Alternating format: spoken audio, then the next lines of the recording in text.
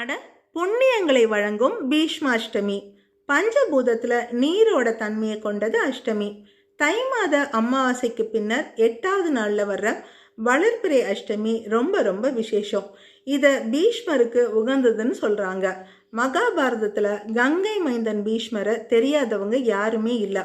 அவர் தன்னோட தந்தைக்காக செய்த தியாகத்தோட பலனா தந்தையிடம் இருந்து தான் விரும்பியபடி இறக்கும் வரத்தை அவர் வாங்கியிருந்தாரு. அதாவது அவரே விரும்பாம அவரோட உடல்ல இருந்து உயிர் பிரியாது. யாரும் பெறாத வரத்தை பெற்ற பீஷ்மர் இறுதியில விதியோட சூழ்ச்சியால கௌரவர்கள் பக்கம் போரிட நேர்ந்தது.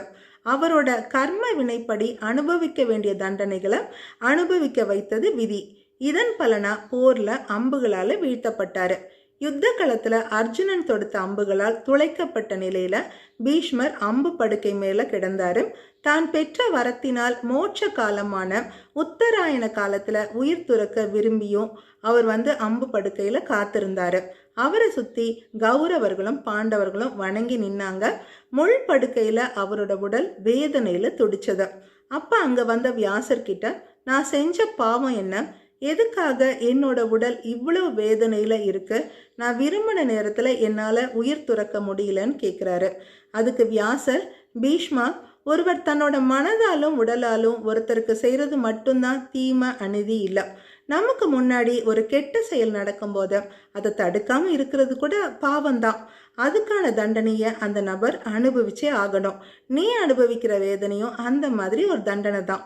உனக்கு அதிகாரம் இருந்தோம், ஆற்றல் இருந்தோம், திரௌபதிக்கு சபையில் நடந்த அநீதியை தடுக்காம நின்ன பாவம்தான் உன்னை மரணிக்க விடாம தடுத்து நிக்குதுன்னு சொன்ன வியாசர் அதிலிருந்து விடுபடுவதற்கான வழியையும் சொன்னாரு. உன்னோட வேதனையை சுட்டெரிக்க சூரியனோட அனுகிரகம் தேவைன்னு சொல்லி எருக்க இலைகளை கொண்டு பீஷ்மரை அலங்கரிச்சாரு. இதனால அவரோட வேதனை குறைஞ்சது.